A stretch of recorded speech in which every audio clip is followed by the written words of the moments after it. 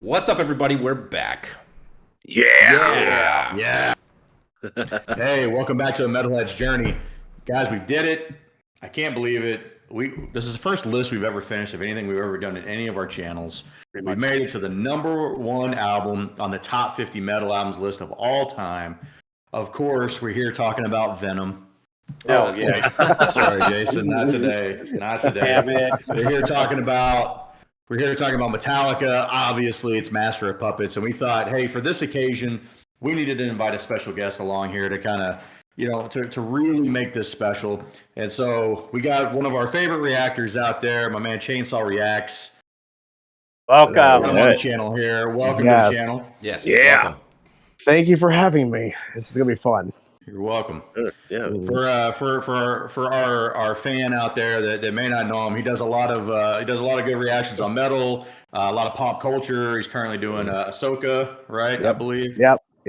So we used to do that a million years ago, and we had like 90 fans on it. So we jumped off the train. But hey, so we came over here and started doing metal, and this is really the first thing we started tackling, which was the top 50 metal albums list of all time. So we're here for the #1 album. We're going to get into a little bit of the history of the band. Obviously, we know some of the history of the band here, but and then we'll get into the metal rundown and break this thing down. So as I said, we're here talking about Metallica, Master of Puppets, the #1 album of all time. Metallica, formed in 1981, is an American thrash metal band from San Francisco, California. The band was originally formed by James Hetfield and Lars Ulrich. The current lineup features Kirk Hammett and Rob Trujillo as well. Metallica has released 11 studio albums, including their most recent release, 72 Seasons, which was released in April of 2023. They've won 9 Grammys, sold over 125 million records, and were inducted into the Rock and Roll Hall of Fame in 2009. Haven't done too much, haven't done a lot. A few dollars here or there. They Yeah. might actually go pro one day. Maybe one day they'll go pro. Yeah. Maybe. Yeah. So we got Master of Puppets here, released in 1986 as the band's 3rd studio album. Sadly, this was the last album to feature Cliff Burton, as he does die in a bus accident while on tour for the record. This album is seen as the gold standard of thrash metal, and as noted here, is typically seen as the best record of all time. While recording, the band sought out to write an album that would really impress their fans and critics. Lars actually took drum lessons. How about that? Whoa. And worked with Joe Satriani. Yeah, it worked out on this album and the next one. And Kirk worked with Joe Satriani on how to become more efficient while recording guitar. Nice. The album peaked at number 29 on the Billboard charts. This album produced one single, Master of Puppets. Not bad. Man. All right. So let's get right into the metal rundown here. This is where we like to start kind of talking about the musicianship of the album. Who wants to go first? I can go ahead. I can go first. Go for it. So I'm gonna make this very, very easy, very, very quick. This is my favorite album of all time. I mean, just straight up. So I think everyone brings their motherfucking A game. Lars, even, I hate on Lars a lot, but he shows up on this fucking album. And drum lessons, hell yeah, brother, there we go. I think the songwriting is, well, before we get into all of that, I guess we're talking musicianship, which, I mean, just songwriting aspect of it, I think it's top notch. It doesn't get better than this. The standout for me on this album is going to be the lead guitars from Kirk Hammett.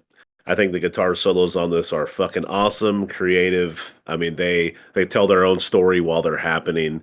They're memorable as fuck in every single song.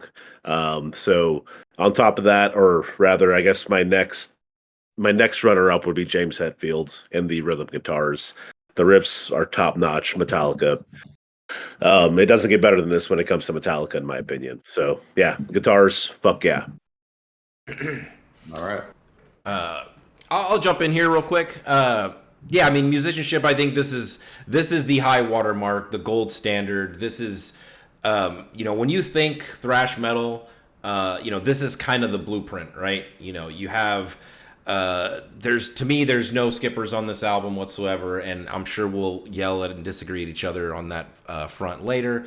But no, I think from top to bottom, revisiting this record again, although I still listen to it regularly, but kind of hearing it from start to finish for the purposes of this review, I'm just reminded again just how great this band was firing on all cylinders at this time. You brought up Lars. I mean, Lars's drumming is very, very good. I also talk trash about modern day Lars, but the man paid his dues, and this record is a showcase for thrash metal drumming. I gotta agree with Adrian though. I think the standout performance, again, they're all stellar, but the standout is Kirk Hammett's guitar solos. They're so memorable. It sounds goofy as hell, but I sing the solos with my mouth in the car. Basically every solo that's on the album, and it's great. And I know I'm not the only one, because when I see him live, the audience is doing the same. You can hear it. So musicianship is top notch from start to finish. I absolutely adore this record on that front. Yeah. Get in there, Chainsaw. Let's do it. Okay, so there's a lot of discussion about what is Metallica's magnum opus, their greatest work of all time. And you could say, could be Injustice for All, could be their first record, Kill 'Em All, could be Ride the Lightning, Black Album. Some may even say the Load and Reload era, depending on their taste. To me, this is their best album they've ever done. This is the best they've ever done. And it's not just because it's Cliff's last album. That's could be part of why the legacy of the record. But when you were listening to the album before Cliff's passing, the songs were still there. The craft was still there. I still think about sometimes how insane and how detailed everything is on each song, and where it transitions from one section to another, it's so seamless. It's flawless. And when you look at something like Orion, where they're going to top the Call of Cthulhu, or at least attempt another instrumental after the Call of Cthulhu, where it closes out Ride the Lightning, which is a phenomenal way to end a record, in my opinion, the way they go about that. And then to follow that up with Orion and give Cliff a solo, which he's had plenty of that in the previous records. It's a beautiful record.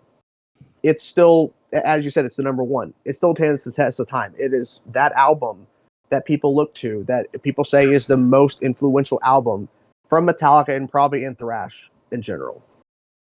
Yeah. So who would you say? So would you say? Is it the bass that stands out for you, or? I would say I would say Cliff's work, and I would say probably just the riffing, because of how it is so seamless and how insanely detailed James is. And the fact is, they're all in their early 20s and they pulled this off. It's insanity. Yeah. Like, when I was in my early 20s, I wasn't doing anything like this, and they pulled this off. 3 albums in. It's just beautiful.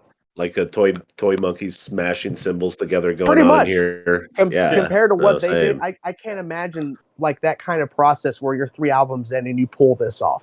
Early 20s. Absolutely insane. Not. Crazy. Josh, you want to go? Jason, what you got? I have sentimental value tied to this album. This was basically my introduction to Metallica. I've told the story before. I've told the story before, but I'll tell it again. I came across this album on tape, cassette tape. Oh shit! Bought it in a box of tapes at a garage sale. You go back then. You go to the garage sale, and there'd be just a little box, like a shoebox full of tapes. Pay $5, you get all the tapes, take them back home. You see what you got. Came across this, put it in a cassette player. Days. The very first song. So was it the actual version of the tape, or was it somebody who had like recorded it? It sounded like crap. It was the actual version of it. It had the pull-out sleeve, and you open it up for all the lyrics and stuff. That's way above average. You still have that? No. Oh, damn. Anyway, so and "Welcome Home Sanitarium" is my first Metallica song. Is the song that kicked off my fandom. As far as musicality on this album, it is near perfection. If it's not perfect, I don't know what is. I would say that my highlight for it is mostly the riffs. The riffs are just they're perfect. Like you can't dissect any of these songs and say like, that's a missed opportunity, because there isn't one. and to what you were saying, it's seamless to transitions. Parts that you just extra layers that don't even need to be on there are thrown on there just to like extra cherries on top. I love Yeah, this like the album. intro to Battery. I mean, that's like 5 guitars playing. Yeah, I Yeah. mean it's just and it's clean. God, dude, it's, It's just and then it goes into that main heavy riff and it just kicks off the whole album. And I'm yeah. not one. I'm not one for playlists, for the track listing and stuff like that. I know you guys are more into that than I am, but this is like perfect start to finish. Yeah. Absolutely. This is the type of record where, like, if you're a musician, like, you listen to this and you're like, well, I'm gonna pack it up. I'm never gonna get here, and I should just give up now. Ash, you got your take on this? Yeah, I mean, look, I don't want to spend a million hours here bleeding this dry. All right, I will bring this back down to earth a little bit. I think this is Metallica's worst album. No, I'm just joking. It's another great album. Obviously, we've talked about them quite a bit here on the channel. I think this is the 4th album we've done that's in the top 50. So, look, it belongs at number 1 for a reason. Look, no surprise here. I'm going to go along with Adrian here. I think this is guitars all the way. James Hetfield. I mean, these are just some brutal riffs in here. But you know what I thought was interesting was there was a ton of songwriting credits on this from everybody in the band, right? Which now, when you look at more modern Metallica records, it's Lars and James. And Ride the Lightning was that way, where there's a lot of songwriting credits, and this one was a lot of songwriting credits. So I think it's funny because I think we go back and talk about Saint Anger and we bag on like Kirk Hammett getting some writing credits on there, and the way it shows up in the movie a little bit, can be a little cringy, right? But I just think it's bullshit. Oh, about the solos thing? Oh, you're quoting Kirk says. Hammett. Yeah. But I mean, dude, having everybody participate in the songwriting, I mean, you see in Ride and you see in Master, like I think there's only benefit to it. So yeah, for me, it's definitely the guitar playing is the standout for me, and it's not even so much the solos. But it is like the lead melodies that show up in all the songs. I'm listening to some of this stuff just today and yesterday, and I'm just blown away by like modern day Metallica, which I still love for what it is, but just some of the stuff that they did then that they either choose not to recreate today to go back to that time, or maybe their brain just doesn't function that way anymore when they're writing music, right? But on that point, Josh, and I'm not trying to throw shade at modern Metallica at all, but it's something I noticed immediately, and you brought up solos, is I noticed the distinct like lack of wah pedal in a lot of the guitar solos. I'm not saying it didn't exist, it wasn't there, but I know Kirk Hammett gets a lot of flack for like overuse of the wah pedal, but man, in these early days, like he really didn't use it a lot. He used it only in moments where it really fit, and I do think Kirk kind of lets the wah pedal take over a lot, especially in like modern day Metallica records, like the last 3 albums that they've put out. But man, here, like, these solos are just so clean. You can hear every note. Tight. Very, very tight. And like you can tell that he took time to craft these solos. Every note means something. Yes. Every single note means something. Yeah, and it's just, man, it's just like, it's so good. It's beautiful. To me, there's no other word. Yeah. As a lead guitarist, I can tell you it is very easy to just hide behind the wah-wah pedal. So I do not fucking blame him. So it just is what it is, man. Anyway, well, let's move into the entertainment value here for the album. So as we've identified many times on this, 8 tracks is the sweet spot for any great album. We got 8 tracks on this, just a shade under 55 minutes, which is a bit longer than some of the other 8-track offerings that we have out there. But, just a breeze to listen to. And I think that's 100,000% nostalgia for me. I'm not saying any new metalhead wouldn't listen to this and think everything is really good, but I mean, it certainly makes it easier when you know every single note, every single solo, every single thing that's coming along, and you can just put this on and zone out for 55 minutes and sing along, right? And not even think about it. Yeah. This is the easiest 55 minutes of my life, though. It really is. There is really not. This is an album with no skippers. I think I can say that. And they have albums that I love that absolutely have skippers on them. But this is an album where I would never skip a single one. Now it's interesting, and we'll move on to top tracks here in a bit. But songs that don't get talked about a lot, like "The Thing That Should Not Be" and "Leper Exactly. Messiah," I don't get to hear them as much because they don't get as much play. For whatever reason, Spotify will never fucking put those tracks on when you're on random. And you get to those and you're reminded how good even live, the man. Yeah, we did get Leper nice. Messiah live. It was so good. And you get to hear those deep tracks, and you're reminded even the songs that don't really get much love are still fucking phenomenal on this album. Dude, I think even entertainment Disposable is Heroes top notch. Exactly. Dude, yeah. Oh yeah. Disposable That's Heroes another one. should be like when I was listening when that track came on after Sanitarium, like I'm like, dude, why is this not like a live staple? Like it has all the makings of a live staple Metallica song that should Everyone's be like screaming back to the front. Yeah, Dude, the crowds screaming back to the front like this. But like I feel like this is never played, like almost ever. No. Like I know they played it, but like they I guess maybe that speaks to how stacked and how like tight their live shows were, coming up, especially like through their first 5 records. I mean, it's like what do you cut to fit in Disposable Heroes? But no, Adrian, I think you're spot on when it comes to like entertainment value. Like to me, I put this album on and like right when the acoustics come in for Battery, all the way up until the outro for Damage Incorporated. By the way, Damage Incorporated, the riff, the main or the bridge riff or whatever in that song. Bridge. Yes. That is the best metal riff of all time. Don't at me. That is so good. Criminally underrated.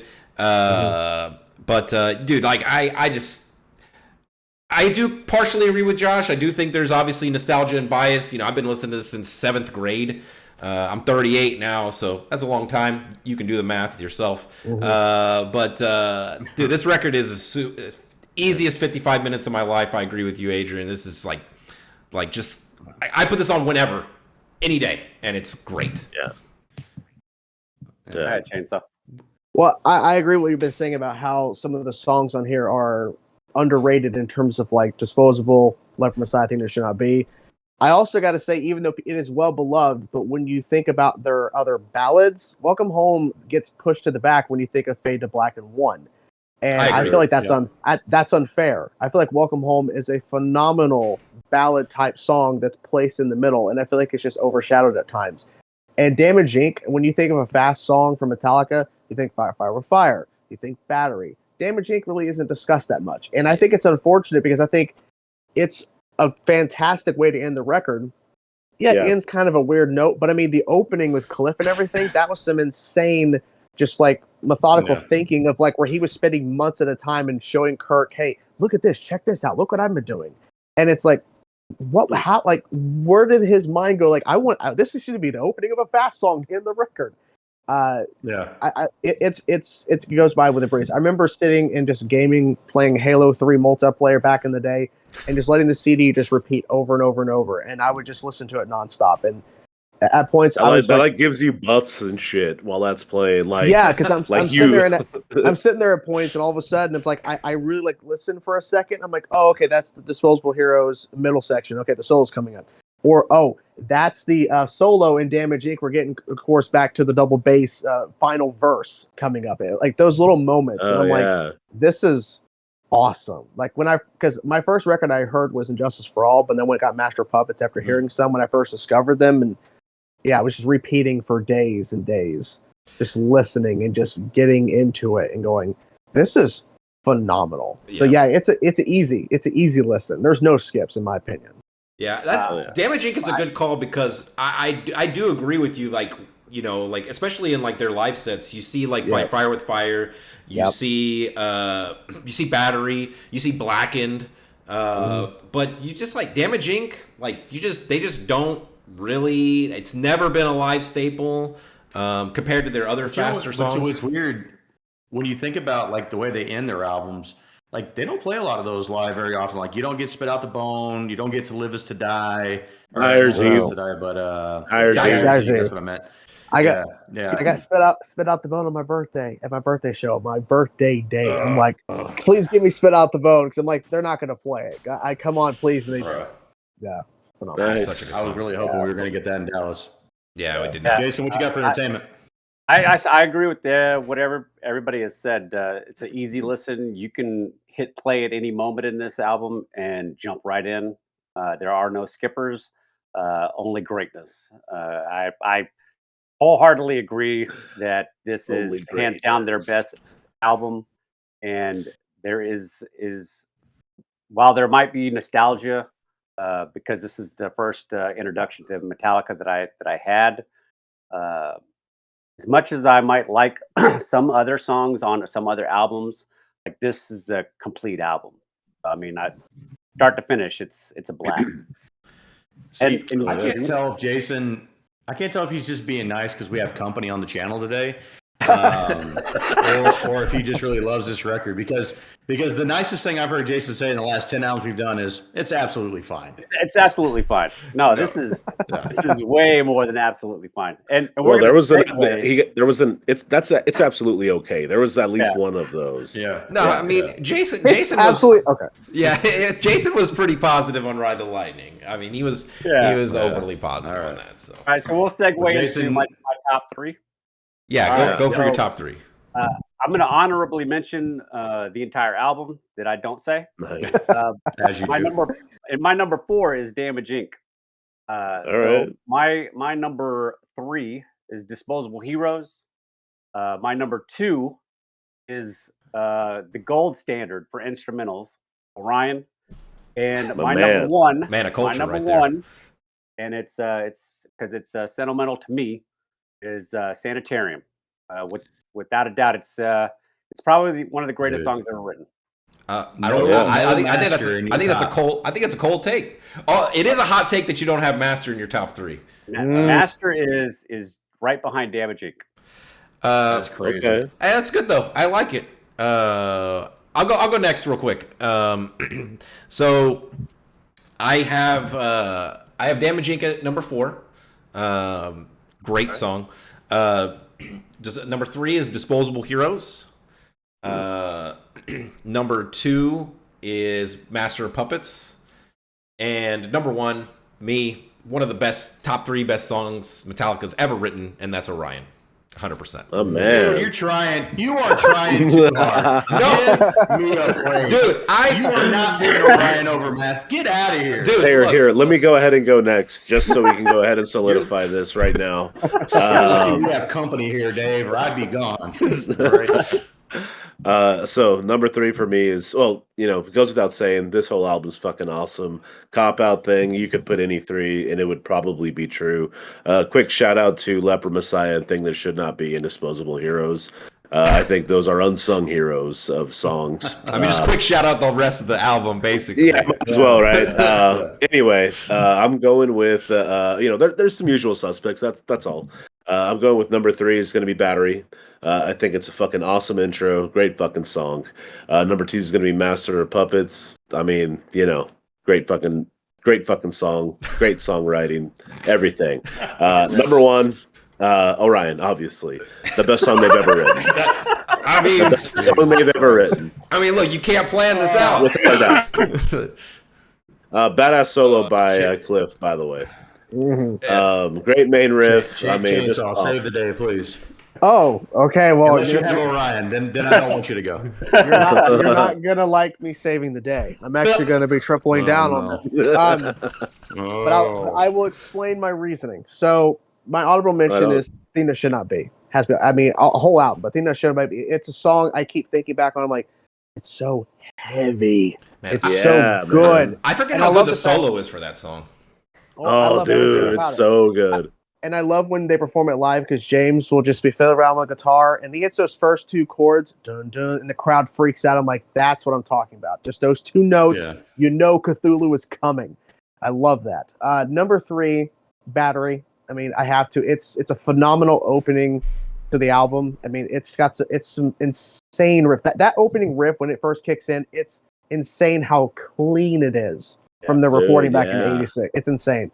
Number 2, yes, Master. You got to give it to Master of Puppets. I mean, it's a song that still stands out. I mean, like everyone lose their minds to play it live. The fact that they had it, I know there's whole controversy surrounding at the time after with all the fans, but Stranger Things season 4, like it brought that song to another level because people are like, what is this? And everyone else going, oh my God, they got Master of Puppets. And number 1, the reason why it's Orion, and I'm not trolling or whatever. That's I don't know what's going on loser, here. Josh. But the reason why he's out. The reason why it is for me is because I am somebody who deeply loves and respects Cliff Burton, and the fact that this is his song, it stands out because I've said this and I'll say it here. "To Live Is to Die" is my favorite Metallica song ever because it's about Cliff. It's for Cliff. So for Orion, it has to be because that bass solo, which I wish was longer, is one of the best solos he's ever done throughout Metallica's history, which is very short, unfortunately. But and I love the fact they're playing it live. They should be playing it live. So, yeah. Look, full transparency, it's very good live. And look, the song is good. I'm just not, it's not bagging on that by any means. I'm just not an instrumental fan as much. But I do agree that "To Live Is to Die" is the best of the instrumentals for me, and it has the single best musical section that Metallica does with the middle section with that clean. Yeah, I mean, that part's untouchable. You want goosebumps, and I'm sure everyone here has seen this, but the 1989 Seattle show where they go from "To Live Is to Die" into Master of Puppets, I believe. Yeah, that is so good. God dang, that is so good. The live performance in 2011, the only performance, it is obviously kind of weird because James doesn't do the solo in the middle, which is like Kirk. Okay, because I hate the fact that Kirk changed it. But when they kick into that lead in before it cuts to the clean part, the crowd loses their minds when they first like that part come in. Oh my God, the crowd is like losing it. They're like, we're finally hearing it live. But yeah, so good. See, look, if they would have just subbed out, Cthulhu or Orion for that, that would have been like a major win for me. Yeah. So, okay, well, good news. I'm here to save this train wreck here. All right. Oh God. Honorable mention for me, I got Damage Inc. One of the best closers in Metallica history, and that bridge riff is the nastiest riff Metallica's ever written. Number 3, Sanitarium. Now, look, I'm choosing this version of Sanitarium, although the Limp Bizkit version is pretty nice as well. Oh my God! Oh my God! Really? You're pulling that out? Are you kidding? Oh man, the DJ Lethal scratch solo in there. Oh. He brought it. He brought it on, man. That's what he does. Leave me alone. Hey, look, Leave me alone. Kirk could have learned something, man. Kirk's face. Number 2 for me. Go ahead. Just Kirk's face when that dude, his face, he is hating life, dude. He is hating his life. He's just like smiling because he knows the camera hit there. He's just like, yeah. 16-year-old me marked out for that shit. Not gonna lie. Oh, dude, big time. Look, Limp Bizkit was like, that was the right time for me, man. I was a irrationally angry white kid, so that was proper music for me then. Number 2, obviously, Master of Puppets, stands the test of time. So good. Number 1 for me is not Orion. It is Disposable Heroes. I agree with you, Dave, wholeheartedly. This should be a live staple. I love the vocals in this mostly, right? You get the whole back to the front part of it, which is just so. I mean, I was listening to it today on the way home from work as I was running over here, and it's just like you're just screaming that as loud as you fucking can. It's such a great song. So. Yeah. Well, let's transition into audio production here. I know we've talked about production a few times on this, and I was really thinking about something for this. So this was the last album that they had that was produced by Flemming Rasmussen. I don't think he did justice. Maybe I'm wrong. But anyway, it's Flemming Rasmussen that does the production for this. I'm just thinking, right? Because production in Metallica, it's always a conversation, every single album. I mean, as we stated earlier with Saint Anger, obviously, and we knew Death Magnetic had some production issues, and Hardwired and 72 recently with Bride, have been pretty close, right? With Greg Fiddleman produced now, and with Greg Fiddleman. I would just even say, is it I don't know, dude. I listen to Master of Puppets, and I think the production is fucking great. Yeah, And it's like, I agree. Can they not take what they're doing today? Like, I know AI can do this, but I'm just saying, can the real Metallica, can they not take like what they did for 72 seasons and somehow record it in the vein of Master of Puppets? Because I just think it would sound so much better. Right now, it's so polished and clean, right? It takes away some of that, and I know they're not doing thrash anymore. I get that, but Grittiness. it still takes away some of that grittiness, right? That they could be putting out there right now. Just And raw. I don't know. That was a question I was kind of sitting with all week, and I just wanted to see what you guys thought about that. Yeah. I think you're right, man. I think it's of their legendary 5 albums. Okay, not excluding Black, right? Their first 4 albums. Master of Puppets easily has the best production. I We agree. go over to And Justice, and we take a step back when them completely removing the fucking bass. You know, if it had the same production as Master, I'm talking about Injustice. I mean, that would be higher on our scoreboard here. Yeah, I wanted to ask Chainsaw that, you know, if Justice had master production, which of the 2 records is the superior record? Oh, that would be the conversation of the ages, because now you're also discussing, okay, so do you pick an album that was written out of frustration and anger and depression and everything under the sun because of Cliff, over an album that has Cliff? Like it's a question of, do you prefer more technical, or do you prefer the actual progression from Ride the Lightning, because it makes sense going to Master because they're getting more technical, but then we go so far into the technicality in Injustice. It's a good question to have. The only thing I would say is maybe the production of Master would have the bass drum turned up slightly so you actually hear each time. Lars, at times it's hard to hear, because my one complaint at times is a lot of my audio devices that play Damage Inc., that last verse that has the double bass from Lars, a lot of the times I can't hear it. There's at times I can hear it, but there's sometimes, like with my old car, which I unfortunately sold, I could actually figure out a way to actually where I can actually hear that bass drum so audible, and it was like insanely good to hear that last verse with the double bass playing. That's the only thing I would change. Everything else for the production of Master is pretty much flawless in terms of going from Ride the Lightning, which they actually didn't like the sound of that, especially with the guitars. It's crazy because like that's classic to us, but to them at the time, they were struggling because that wasn't the equipment they wanted to use. So to now look back on that, but yeah, I think Master, it's pretty much flawless in terms of its sound. I mean, the guitar alone is to die for in terms of people trying to get that tone of that sound. Yeah. I couldn't agree more. I think the audio for Master is up until Black. It just it sounds so good. It sounds like it's supposed to. For the most part, you can hear the bass lines, you can hear the drumming, you can hear the crunch on the guitars. Everything comes through nice and clean. Everything's produced to the level that nothing is so But far not out in front of overproduced. the other. Yeah. Yeah. I mean, it's solid. Yeah. It's solid. Yeah, I think you nailed it, Adrian. I think of the first 4 records, I think Master is like just way ahead in terms of production value, just like overall. You know, we've talked about that a million times where, like, you know, if Justice was produced better, you know, I would love to hear Justice like how it should have sounded. But with it's been like 10 years until we like recently went back to it. I've only listened to the version where someone actually put bass into it. Like that's the only version of Injustice that I'd listened to since like senior year of high school until I was like 34 when we got back the to Injustice for Jason thing that Justice for Jason one. Yeah.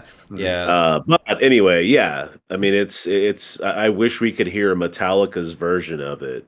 I'd rather hear Metallica's version of it. Injustice for All. Yeah. But as far as Master of Puppets, I think production is. This is about as good as you can do production in this era of thrash, like of '86. Like this is. I think this is about as good as it gets. Yeah. Look, here's the good news. Justice is already better than this record, so I guess if it did have its production, it would be even better.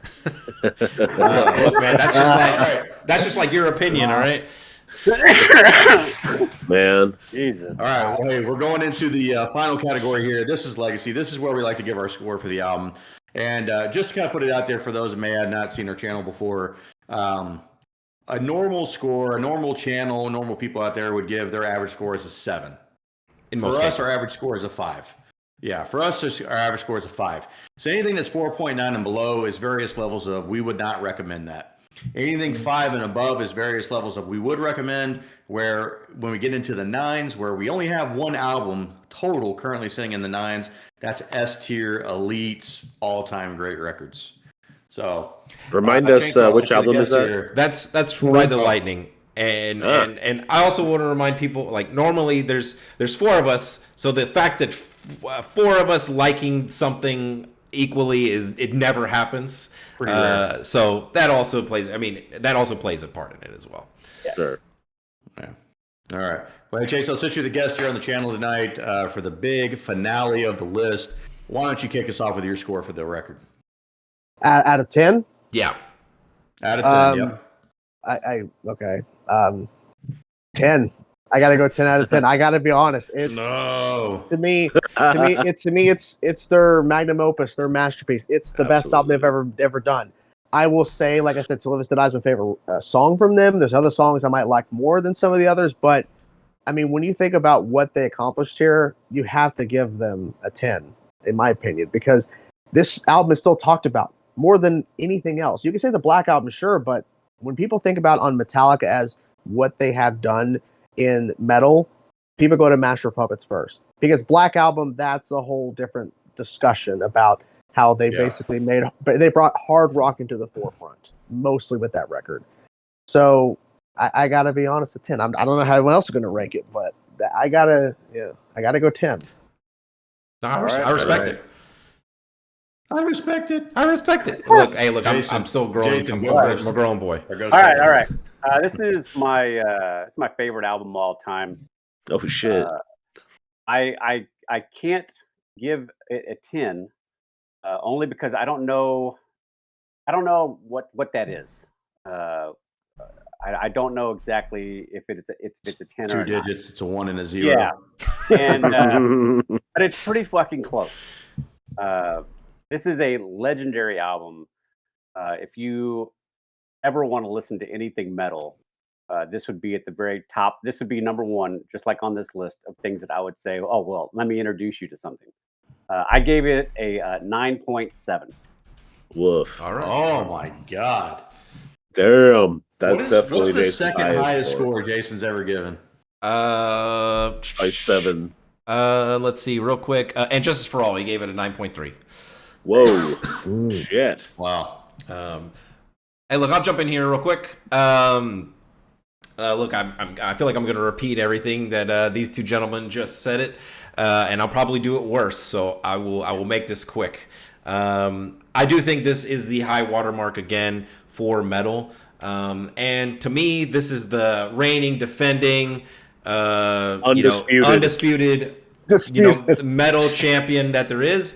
And to Jason's point, for me, I hate giving perfect 10s just because, you got to leave room for improvement. But like, if I'm not going to give this album a 10, what gets a 10? What's the standard? Exactly. So because of that, I'm giving my first ever 10. Oh. All right. Better man. Let me go, because I think Adrian's going to score higher than me. So let's end this on a high note. So look, this great album, as we've all stated many times. I think there are a couple albums that Metallica's put out that are better than this one for me personally. But I get why this album, has all the fanfare, right? One of the things I left out of the notes for the album is this was the first metal album ever inducted into the Library of Congress. Yeah. Right. Where like when we were doing the AFI top 100 movies list, how some of those movies were inducted in there.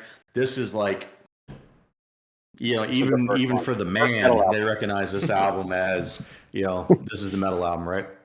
So for me, I do think just Justice for me is a better record. I like the whole vibe on that one. But this album's great. It's going to finish as an S tier record, as it should. I'm going to come in at a 9.3. Woof. That's very, very way higher than I'd expect. Hey, so again, I love this record as much as these guys, if not more than a few of them, I guess. Um, but yeah, it's my favorite record of all time. I can remember the first time I listened to it. I was sitting alone on my twin-sized bed, just letting the album happen to me. Then Orion happened to me, like that whole bridge section, and I was like, Yeah. this is the best album I've ever listened to. I was 16. And nothing has surpassed it since. Nothing has surpassed it since, right? I fucking love this album. I love it so much. I wish I revisited it more. I guess I've been listening to it for like 20 years, right? But still, I should revisit it more. It deserves to be where it is, 100%. Obviously, this album is what makes Metallica my favorite band of all time, among other things, right? But this album kind of sets that in stone. And I credit it as inspiring me to be a musician as well. I mean, it's not the sole thing, but I was a drummer previously, and it inspired me to pick up playing guitar. I can't give this album a perfect score. I can't. There's one thing that I dislike about it. I mentioned it when we previously went over it. I really hate the little 1-minute bass intro for Damage Incorporated. Up until Spotify, I edited. I had the MP3 album on my phone, and I edited that part out completely. I just, it's a waste of time, man. For me. So Well, either way, Chainsaw's never coming back. It is my favorite album regardless. And it may not be perfect, but nothing is, right? I'm giving this a 9.8. All right. There you go. So let me do some math here real quick. Give me 1 second.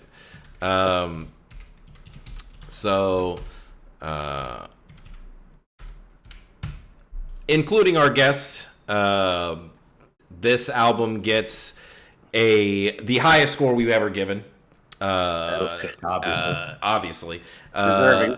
9.76 out of 10. Shit. It is easily the highest review we will ever give, I'm sure. And you know what? Deservingly so.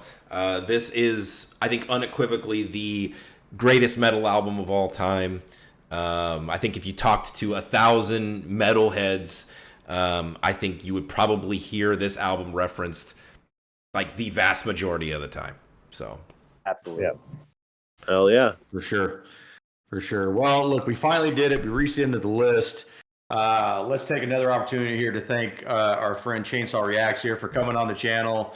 Yeah. And joining us and talking about the greatest heavy metal of all time, the greatest heavy metal album of all time. Thank you, sir, for coming on. Yes, thank you very much. Of course. Yeah, Of course. I'll have his links in the description for where you can watch him and check out his videos as well.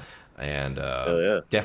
So Appreciate you coming. Well, hey, hope you guys liked the video. If you did, go ahead and hit that like, hit the subscribe. We're putting out weekly metal content. We got metal reactions, metal reviews, metal time machines, and all kinds of other cool shit. And in the meantime, live long and prosper.